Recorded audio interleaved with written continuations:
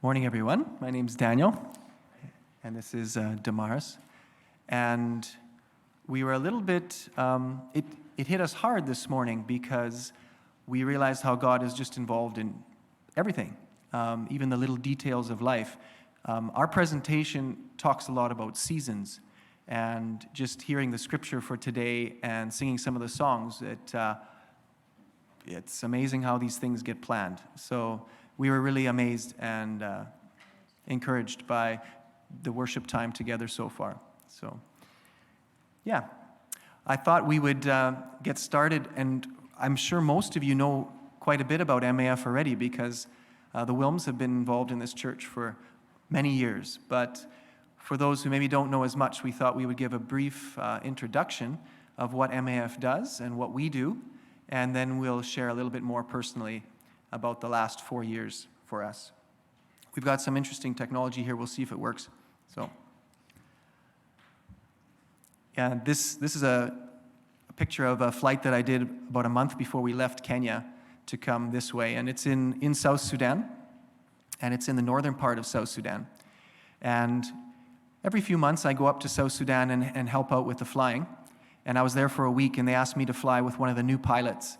I also do instructing as well. And they told me where I was going. And they said, "Oh, you're going to do a flight up to Daja Post." And I said, "Oh my." I've been stuck twice in my flying career, and both times it was at Daja Post. So I said, "Great, okay." So off we went. It ended up being very dry, and we didn't have to worry about getting stuck. But in this picture, I thought it was a good sort of picture of what we do in MAF. If you look in the background, you'll see an aircraft, a Cessna Caravan, and every aircraft has a call sign. And on this particular aircraft, we specifically chose the lettering. So 5 Yankee stands for Kenya, and then we chose Echo Sierra Uniform. And in Swahili, Yesu means Jesus. And we specifically chose that, and it's a symbol of kind of what we're trying to do. We're trying to bring the love of Christ wherever we go, and it's a good reminder for us as pilots as well when we're flying, I think, to have that on the tail. But you'll also see that in this group, you might have spotted me by now. I am in that group of people. And I was bringing a pastor up to a small church in this community, and we were bringing up a bunch of supplies. And this was a prayer time that we had before we flew back to Juba, the capital city. So I thought this was a good sort of picture that represents kind of the work that we're doing with MAF. But before we launch into any more stories, personal stories, we thought we'd share a little bit of the history of MAF, and Damaris will share some of that. Yeah, so in this picture you can see Betty Green, and she was actually the first pilot to ever do a MAF flight. And this was in 1948 or something, just after the Second World War. So the amazing thing about how MAF started is that God put this vision to help missionaries through airplanes was put on 3 people's hearts simultaneously, very independent of each other. And one of them was Betty Green. She was an American, grew up in Seattle, and flew in the Second World War as a pilot. And after the war, wanted to do something with her skills that she had learned for the kingdom of God. And so she started up this group that would fly the missionaries into areas that they couldn't get to easily on foot or by car. So her first flight was down to Mexico, and she brought 2 Wycliffe missionaries who were doing Bible translation. Is that the right direction? Yes. The next, I can see it in there, so it's helpful. Look at that. Clever. So the next one was Nate Saint. You may have heard of him. He has become quite well known because he was one of the 5 missionaries who flew into an unreached tribe in Ecuador. And all 5 of them, when they landed and tried to make contact with that tribe there, got killed by the people there. And it first looked like it was, a tragic ending to a mission story, but actually the story wasn't over. And a few years later, Nate Saint's sister And Jim Elliot's wife, who was also one of the ones who got murdered by that tribe, went into the tribe a few years later with their children and reached out to these people, and the whole tribe turned to Jesus, and they were just so ready to receive what they brought. So when things look down, we always need to remember the story is not over yet. And this last gentleman here is Stuart King, and he started MAF in England. And he was also a pilot and a navigator and an engineer in the Second World War. But he wanted to use his skills for something much better. And he also started MAF in England at the same time. And one of his first flights that he did in an MAF aircraft was flying down through Africa and passing through South Sudan. And in the next picture, you'll see many, many years later. He made it, I think he was 96 or 97 when he passed away a few years ago. And this is a picture of him standing in front of a much more modern aircraft than the first one he flew, a PC-12, but in South Sudan. So many years later, still coming back to see the work that was going on. And it's encouraging to see how much the work had grown over his lifetime. And in his hand, he's holding a picture of that first aircraft that he flew in as he went down south through Africa. And if you compare those two aircraft, there's no comparison. But it's amazing to see how how God brought MAF along through the years. So all three of these people were very instrumental in starting MAF, and they had a single vision. And interestingly, or excitingly, that vision is still the same for us. And our vision is basically to see isolated people changed by the love of Christ. And that's one of the reasons why we keep doing what we're doing.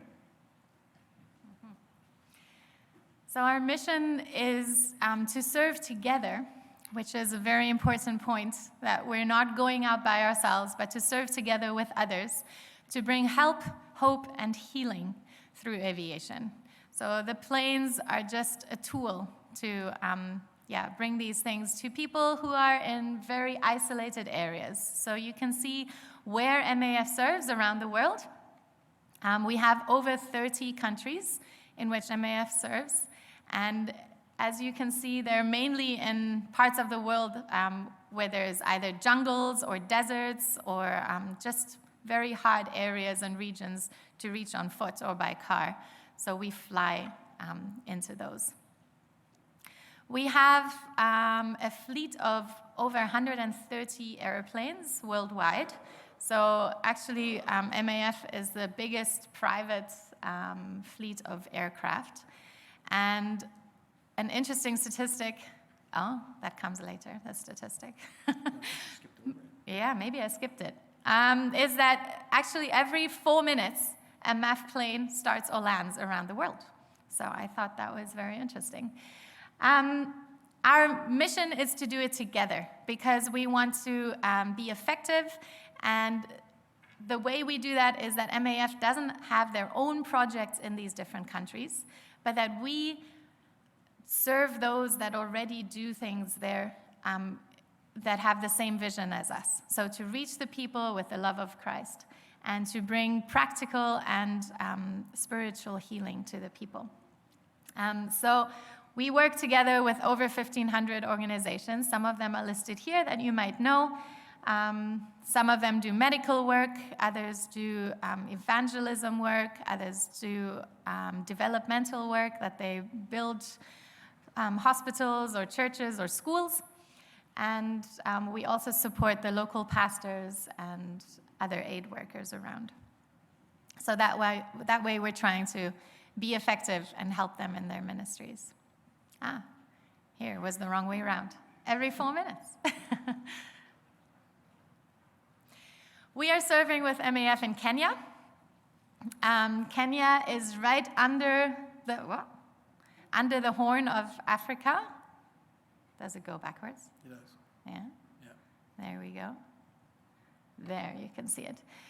So we're in East Africa, and just north of Kenya is the country of South Sudan. And our program in Kenya is unique in that way that we serve two countries. So South Sudan had a civil war for many, many years, and it wasn't possible to have people or missionaries stationed in South Sudan itself. So what we did was that the Kenya program was basically the South Sudan program, and our pilots would fly to the north of the country on a Monday, fly into South Sudan every day, bring food aid, bring all kinds of teams and missionaries in, fly out in the evening, spend the night at the border, and then fly in the next day. And they would do this the whole week and then come back home to Nairobi on Friday or Saturday. So that was how we were serving South Sudan for many years. The pilots would go every other week. And now, about 5 or 6 years ago, South Sudan became independent and is semi-peaceful. But it is possible in Juba to actually live there as foreigners, and we have stationed there now with MAF. So there's about 10 families that live up in Juba, and they do the flying within South Sudan. So we do more flying just within Kenya and are a much smaller program now, but we are very tightly connected. So all the maintenance of the airplanes happens in Kenya, all the registrations happen in Kenya, and the team comes down regularly for training or for rest times from Juba. So it is kind of a double program, so as we speak about what we do, you'll hear us talking about South Sudan a lot as well. Going backwards. Going backwards. So you'll see here the aircraft that we fly in Kenya and South Sudan is a Cessna Caravan. I'm going to just go into the technical side a little bit because I know there's a few people here who might be interested, but don't worry for those who aren't interested. It won't be long. The Cessna Caravan's very useful for what we do. It's very rugged, so we can get into really short little airstrips, but it moves quick enough that we can get places. And it's very versatile because we can open the back doors and put in lots of cargo and freight, or we can fill it up with passengers and put suitcases underneath. And it becomes a very useful tool for the work that we're doing. So we can do freight or passengers. And I know Stephen was interested. It has 675 horsepower. It's a turbine engine. There you go. So we thought we'd share a little video. This kind of summarizes a little bit what we do and where we've been working over the last 16 years. And then we'll continue sharing a bit more personally.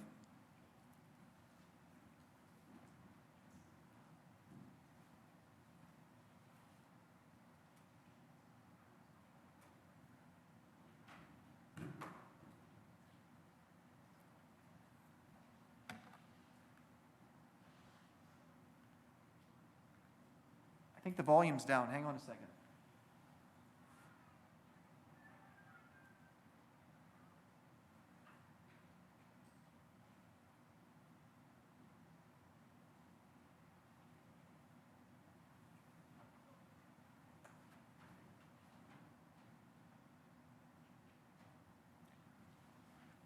I've got 3 remotes here, so one of these will work. This one? No. I did?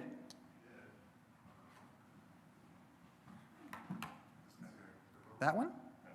Ooh. There we go. Let's try again.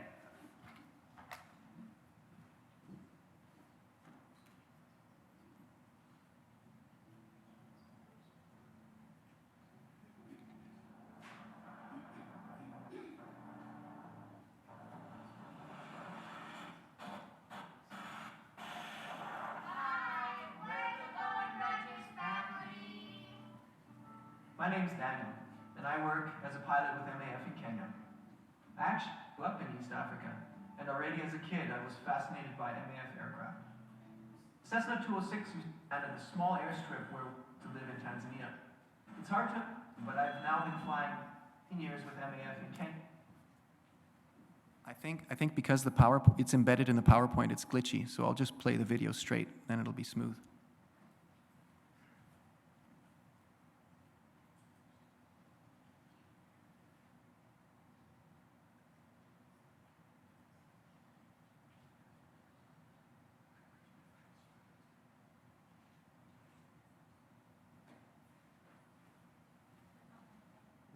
working? Yeah.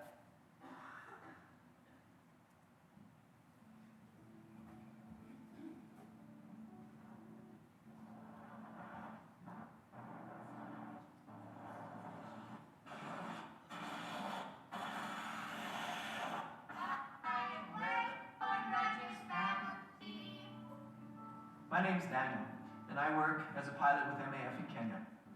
I actually grew up in East Africa, and already as a kid I was fascinated by MAF aircraft. A Cessna 206 used to land a small trip where we used to live in Tanzania.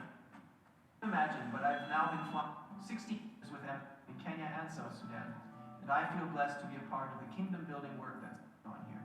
But I'm not here on my own. I've got my lovely family, and they also wanted to introduce themselves. I'm 6 years old. Joshua, and I'm 9 years old. I'm Damaris, and I'm very grateful that we get to live and serve here. I'm a mom and love being with the kids.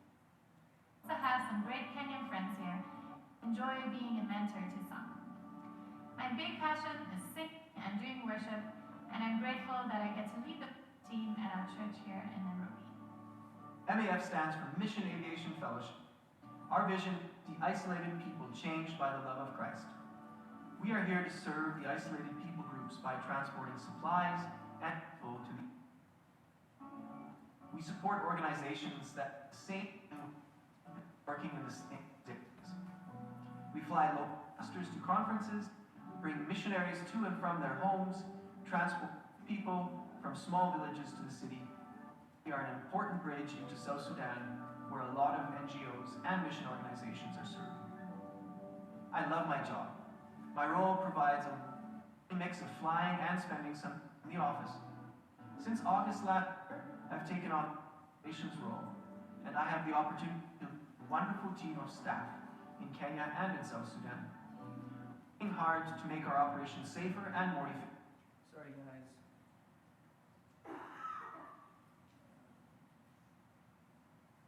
I'm not sure why it's doing that.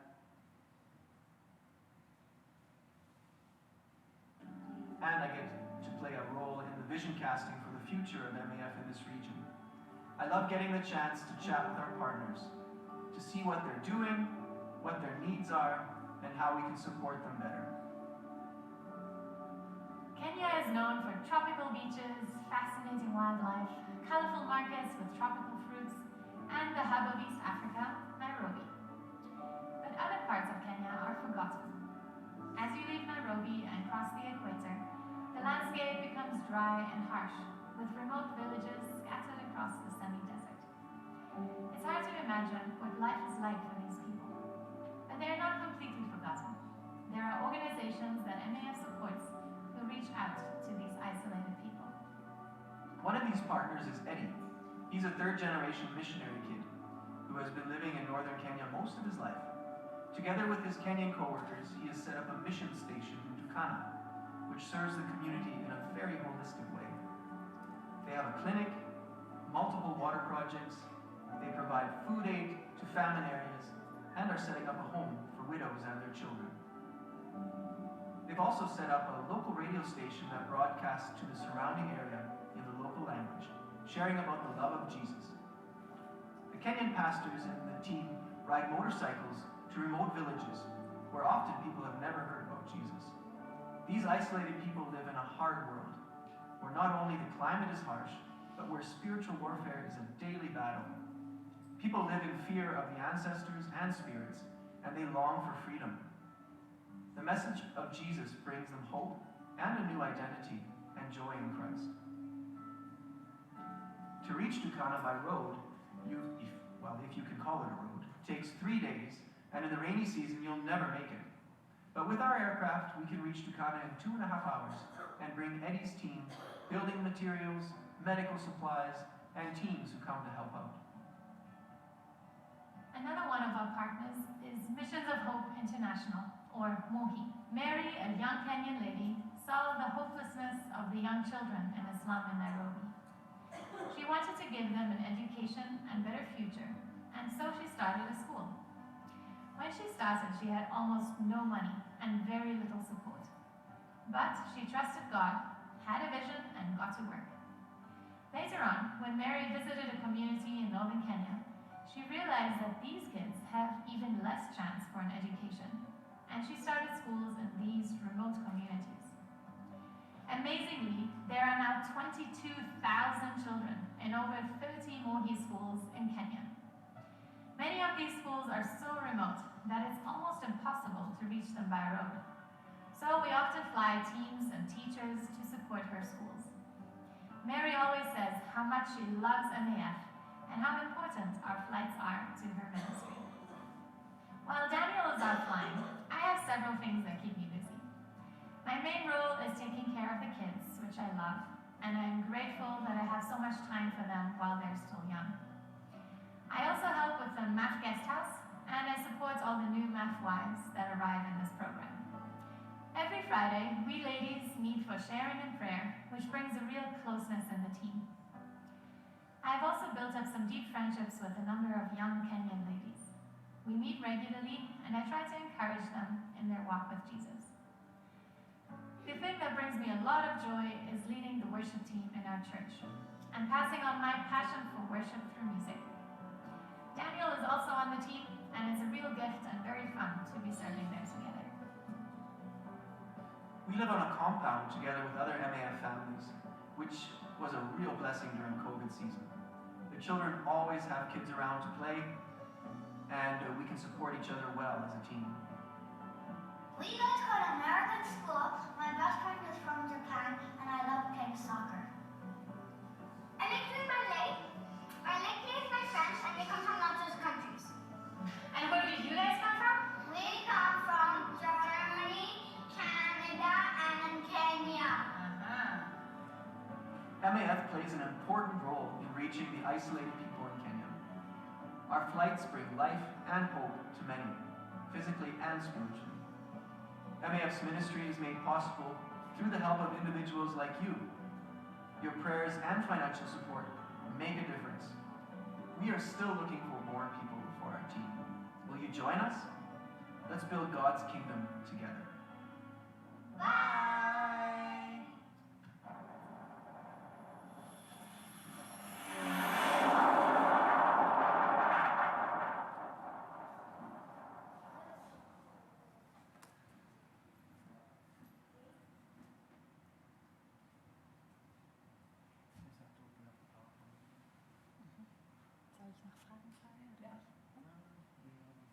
Okay, maybe while we swap back over to the PowerPoint presentation, are there any questions or thoughts that came up during the video? And we can take some time to answer a few questions before we continue.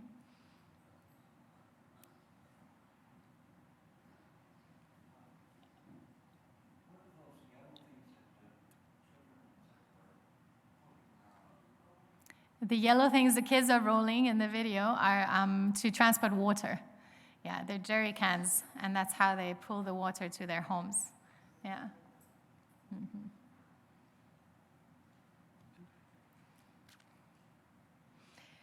Good. Yeah, we can also have more questions later. Us?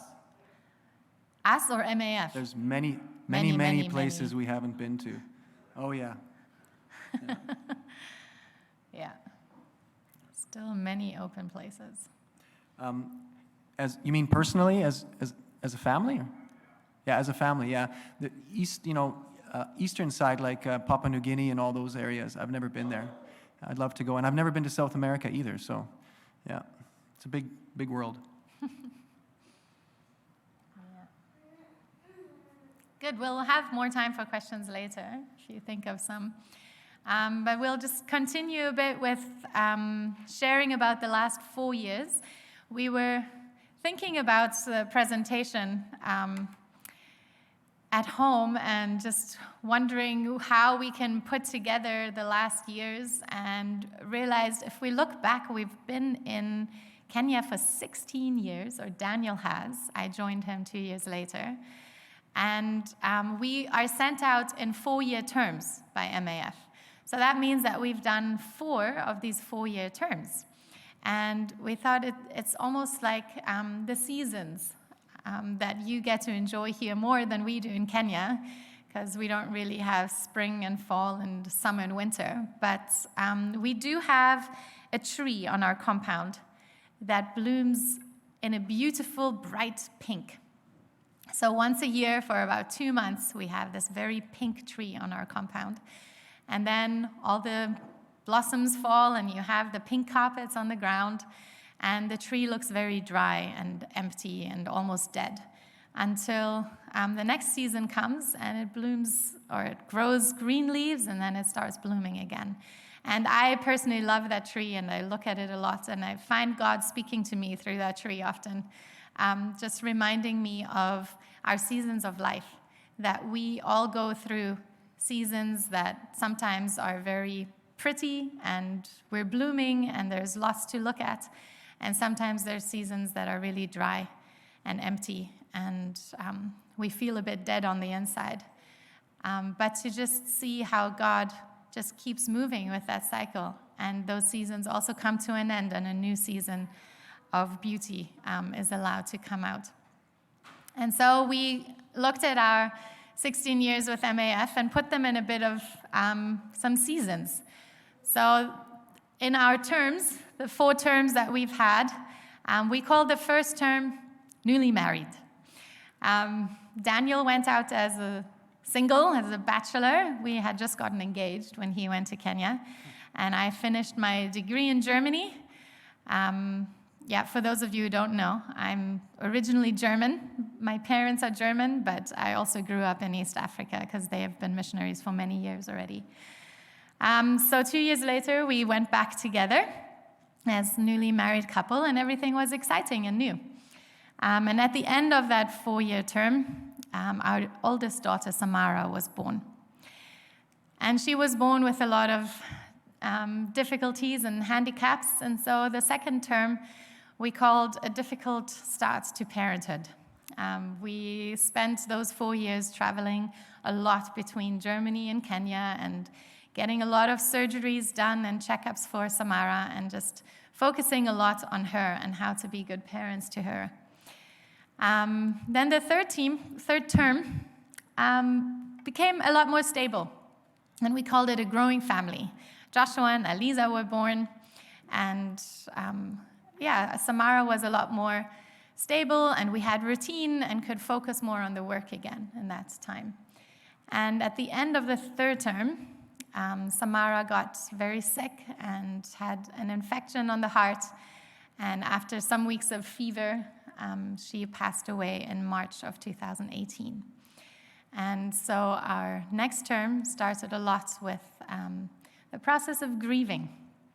And the last 4 years have been a time of grieving, but also of new beginnings. And so as you were sharing the scripture this morning, I was very, just touched by how God had prepared your heart as well, and just the congregation for looking at the seasons of life and how God works through those. In a few weeks before we left, in a sermon at our church, the preacher quoted this and said, "Seasons are ordained by God and are for His glory and for our good." And I felt, it was a very good way to just hear it said so plainly. Every season is ordained by God and is for His glory and for our good. Because sometimes we feel, oh man, this season is just terrible. And somehow God must have been looking away. Somehow God is hiding and not involved in this. And we look forward to the next season. Okay, when's it going to get better?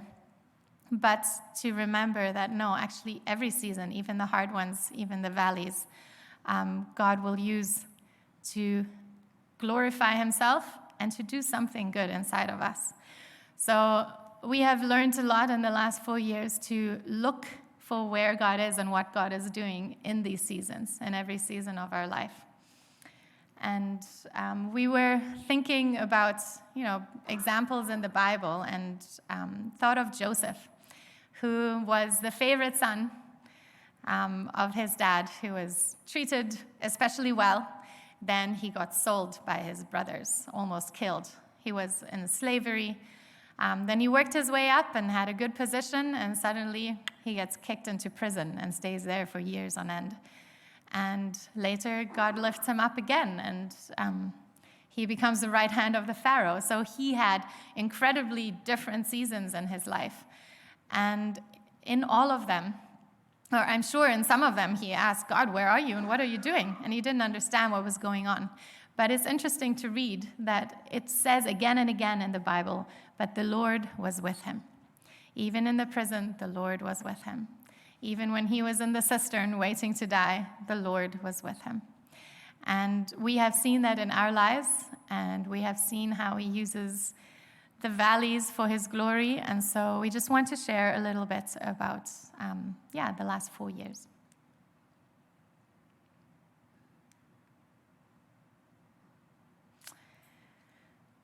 So we came here the last time in 2018, and it was just a few months after Samara had passed away.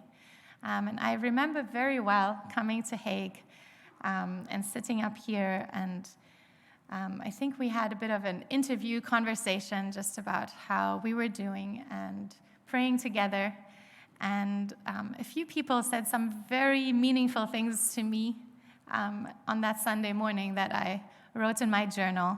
And so I just want to thank you for the way that you have remembered us in your prayers, but also in just your encouragements towards us personally.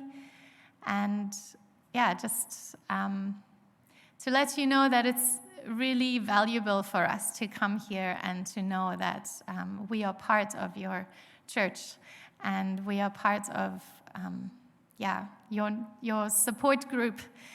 And when we came on a home assignment in 2018, it was a good time to just grieve together with others, although it was hard, but I think it was also God's way of bringing healing through those around us. So it was in 2018 that we had our last home assignment, and Samara had just left us in March. This was our last family picture together that I thought I'd bring for those who hadn't met her or seen her. In January, Mom and Dad had come to visit us, and this was our last holiday together when she was still doing well. This is just a few weeks before she passed away, and had her ups and downs in the fevering time. And then in March, she went to be with Jesus, and this was the first time we went to the grave with Joshua and Aliza after her burial. And I just put this picture in to see the time that has passed since then. If you look at Aliza and Joshua now, it is quite amazing to see how much they have grown. And even though sometimes it feels like it was just yesterday, a lot of time has passed and things have happened and God has done things. For myself during this period, I focused myself a lot on the work because that was somewhere where I could see progress or I could get some sort of foundation. And so I spent a lot of time investing in the day-to-day at work and in flying and so on. But in my personal life, I found it very hard to continue relationships because when you're grieving, you're just very tired. And so that was a period where I kind of withdrew from that side of things quite a bit. Yeah, limited capacity. For Daniel, he got to get back into work and routine, and for me, my whole life or routine changed a lot because I had been taking care of Samara a lot and taking her to therapies and school and doctor's appointments.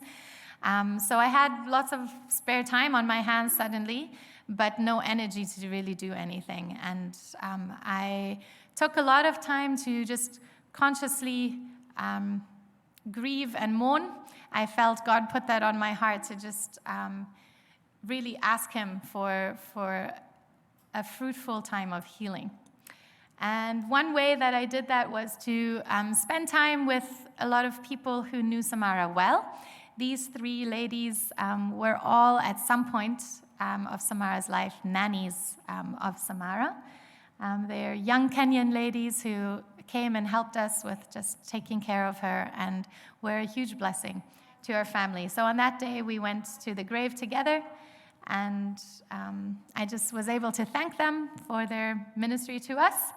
And we were all able to share memories and talk about her, and it was really healing for the soul. And they also just really thanked me for that day and said, we need to do this every year. It's just so good to be able to share with somebody who knew her so well.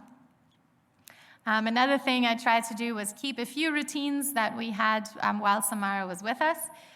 She had therapeutic riding once a week in Nairobi. I found a place that did that. And so we'd all go together. And after she passed away, I took Joshua and Aliza, and we would still continue the riding just to have a bit of routine and continue with a few of the normal things.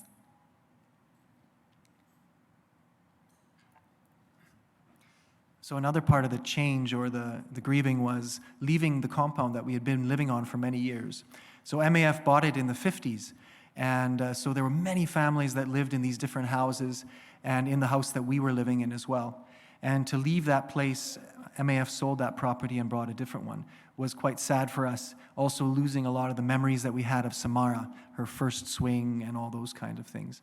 And so moving to a new place was sad. This was the home that we lived in before. And in between then, we moved into a temporary house while we waited for them to finish. And this was the house that they were working on. And being away from the community, we were separated now and living in different parts of Nairobi. And on the one hand, it was hard to be apart from our team members that we appreciated so much. But at the same time, it was good to be able to withdraw a bit and spend some time on our own. And yeah, I think one of the things that hugely blessed us was not only our community with MAF, I think I mentioned that, is a group of friends from MAF that have become really close to us and supported us through this time. But also we joined a new church a year before Samara passed away, One Tribe Church. And that community walked with us through that really challenging time. And it was through that we realized how important community is and how God uses community to encourage others. I think often we think that we're waiting for something amazing, a miracle to happen, and we don't see that the people around us are being that miracle, just the way that they're sharing with us, encouraging us, and sharing things that God is sharing with them, with us. So that was very good for our healing process. Yeah, just to show you a little bit of our community in Kenya. This was 1 year after Samara had passed away. We did a small memorial celebration. And these are all people from MAF in Kenya, but also from our church who walked with us. And then this picture is 3 years later, was March this year. We had another little celebration in March to mark her 4 years of leaving, and we put up a gravestone, which was a miracle in itself, how all of that came together. It's a fun story to tell for those who have time afterwards. But yeah, just to see how God has surrounded us with faithful friends and community there. And this is what the grave looks like now. This was my last visit before we came out here. And I chose to put that in just to show the difference to this first picture that I showed with Joshua and Aliza standing next to it. It has changed a lot. There are new things growing. There's a tree that has come up that nobody planted. It just started growing, and to me, it's like a personal gift from God. I get to sit in the shade when I go up there, and it's a beautiful picture of what God has done in our hearts as well. From the very empty spot to a spot that is blooming and gives shade.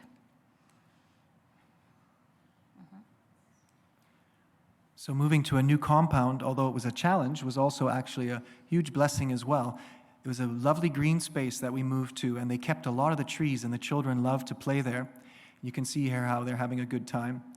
And this was shortly before COVID began, and we hung up a swing for Samara. She used to love to swing. And so on the new compound, we hung up a new swing in remembrance of Samara. So it's a lovely space, and we feel really privileged to be there. And in the back, we have a lovely veranda now where we can host a lot of people on the weekends, and we love that space to be able to, to fellowship with other people. And if any of you want to come visit, we can go and sit there too. So, I also started a new role last year.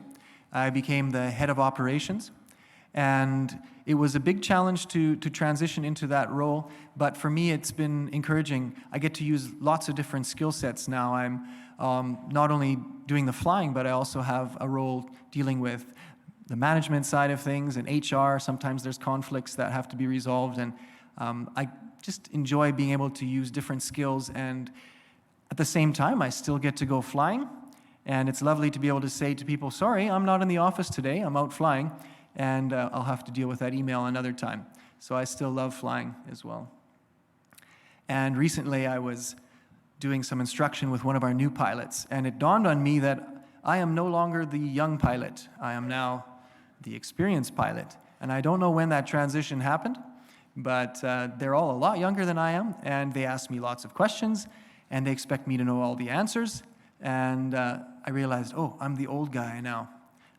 But I'm okay with that, that's fine.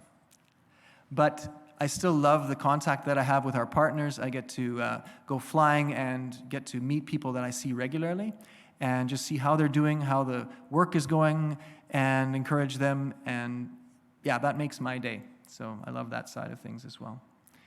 And this was just before I left Kenya. This was up in Juba, South Sudan. This is a brand new hangar that we're building up in Juba, and it's a real blessing. It's right at the international airport, and we hope that we'll be able to maintain our airplanes in South Sudan soon, which means that we'll be much more efficient in what we're doing. I think Damaris mentioned that Sudan is a bit more secure, but I think that's maybe not quite right. I mean, Juba, you can drive around Juba if you want to, and it's fairly safe. But as soon as you leave the city and head to the small villages, it's very insecure. And so all of the organizations working in South Sudan, they find it hard to get around. And so we fly a lot of shuttles. So an organization will book a seat or 2 seats for their staff, and then we'll just do a rotation and drop people off. And that's become a real sort of bedrock to the work that's going on in South Sudan, and we need that to grow because there's a lot of need for that. Yeah. I think one thing about the South Sudan team, there's a lot of people moving through and a lot of young people, and I find that sort of a calling for me too. With my years of experience, I get to maybe provide a little bit of a ballast or stability in the team when things are not so easy, and just say, well, we had other times that were like this too. So yeah, that helps as well. Yeah, and for me, I also was able to get into a new role this last term. I was asked to take over lead the worship team in our church. As we shared a bit earlier, we joined a new church about 5 years ago. And it was a small church plant of about 40 or 50 people. And we joined the worship team straight away. As you can see, Daniel here on the guitar. And then in 2019, the worship leader at that time moved on. And they asked me if I would take on the leadership of the team. And it's quite a big team already now, over 20 people. So I wasn't sure. It was in that time where I was trying to set boundaries and just take time for healing and grieving, and I wasn't so sure if this was a good idea, but I sensed God just saying, this one will be good for you. This is part of the healing process, just focusing on worship and being able to train others and encourage others in worship and in leading the church. So that has been a real privilege and a real joy to do. It's quite an international church. We have people from all over the world, and also the worship team is very diverse, and it's beautiful just to learn from each other and have these different cultures implement what they know. It's also a church that is very mission-focused, which we love about this church. And here you can see us doing a Christmas outreach event. This was last year when everybody was wearing masks, but we were allowed to gather again. The years before that, we actually had outdoor Christmas events because our December and January is our summer, so it's very warm and we get to be outside, and we usually rent a space in a park or a forest somewhere and just make it an outreach to the city where we're trying to reach the unchurched people as well in Nairobi. Yes, and then COVID hit and we weren't able to meet anymore either as you were here. So we started meeting in our living room in our house and did recordings there. So that was quite fun. We got to know the team in a different way. This is just a photo of our deacons from church. So last year, they asked some of us to be deacons. So Daniel and I and the lady in purple have become deacons of the worship ministry, and it's just really great to be part of the leadership team there at church. Yeah, so it's been a challenge, but a fun challenge, and I'm really blessed to have this role.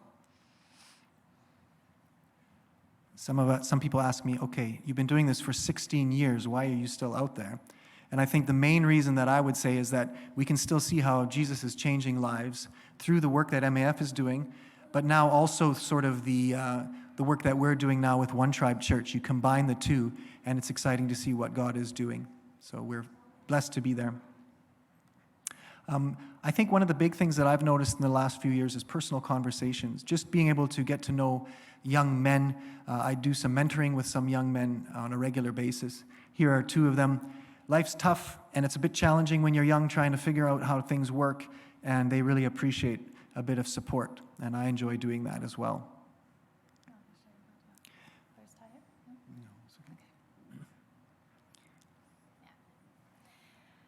Yeah, being there for such a long time means that we can build long relationships, which has happened with these three ladies. I've known them for over 10 years, and we meet regularly and just share ups and downs of life together. And it's beautiful to see how God just uses these personal conversations to change people's lives and hearts. And this young lady, her name is Rose. We just met her a few years ago at our new church. And she's had a very difficult background, very tough childhood, and doesn't trust people easily at all. So when she came to our church, for some reason, God opened her heart towards us. And she came to visit, and the first visit she came, she talked for 6 hours and was just telling us all about her life and,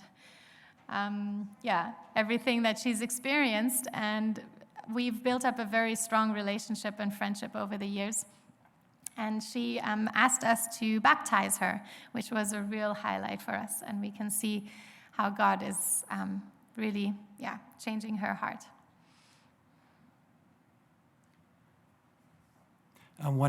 Recently, about a few months before we came, I saw how both the work that we're doing with One Tribe, serving in church, and MAF came together. So our church asked if I could fly them to southern Uganda for a pastor's conference. And on day one, I had to put on my pilot uniform and fly them over there. And then on day two, I had to pull out the guitar and start playing. And it was fun to be able to combine everything. And we had a wonderful time of fellowship with those pastors from the local churches there. I think here I'm sharing a story of some sort, but it was a wonderful fellowship together with everyone. And on this is a picture of the flight back home, and on the right side is our pastor in our church. And he thought it was fun to see what I do in my day job, and we enjoyed the flight over Lake Victoria. So I think the thing that keeps us there is how we can see MAF is still changing lives, and we're really excited to still be a part of that ministry. And many of you here have been a part of that for a number of years, and we wanted to thank you so much for supporting us through prayer over those challenging years. I think many of you will probably know that about a year and a half ago, we also came to Canada, and we weren't able to travel anywhere because it was COVID. And the reason we came was that my mother got sick very suddenly with cancer, And we came as quickly as we could. And while we were still in the quarantine period, my mother passed away from cancer. And that was also adding to that grieving period that we were going through and made it even harder and reminded us again of our daughter Samara and combined it. But we really noticed how God was working and hearing the prayers of many people around the world to keep us going through that period. That was quite a challenge. So thank you very much for your support through that as well. And I know many of you knew my mother quite well. So a big thank you. And if you want to connect with us, prayer, as you know, you've been praying for us for years, and we want to say thank you. For those of you who are interested as well, we are still looking for a few more people. With inflation, our requirement for support has gone up again. And if anybody's interested in starting that, that would be wonderful as well. We have prayer cards in the back that you can grab, and we'll be in the back as well, and we can share as well. And we also have a list if anybody would like to get our prayer letters. We send them out 4 times a year, so we don't try to flood your inbox with too much info. But if you are interested, you can sign up for our letters as well. And if you want to, you can come visit us. Now, we've been saying this, and we're worried that maybe now we'll have too many people coming to visit us. But I doubt it, because history would say that that's not going to happen. So if you would like to come and visit us in Kenya, then please do. It's a lovely place, and we would love to share what we do on a day-to-day basis, but also you could come on a flight with me as well. So let us know if you're interested. And for those of you who are teachers, the school up in Juba, they started a school for the missionaries up there. It's called Juba Christian Academy. They are always looking for teachers. Juba is not exactly a holiday destination, and it's hard to find teachers, but let us know if you would be interested. So we already shared a little bit about our support. We're making headway. It did go down a little bit over the COVID period, which I think is kind of happened to a lot of people, but we're excited to see God doing things there as well. So if you'd like to learn more, you can talk to us about that. And we also, we talked about the prayer cards. We also have a Facebook page where I sometimes post little things about what I'm doing. When I have flat tires or things like that, you can have a look. And feel free to sign up for our letters. And I think yes, we have a table just on the way out. And the Facebook page will just be up here shortly. I think Damaris is going to click. So thank you very much. And if there are any questions, we're going to be around for lunch afterwards. So we're happy to share a bit more.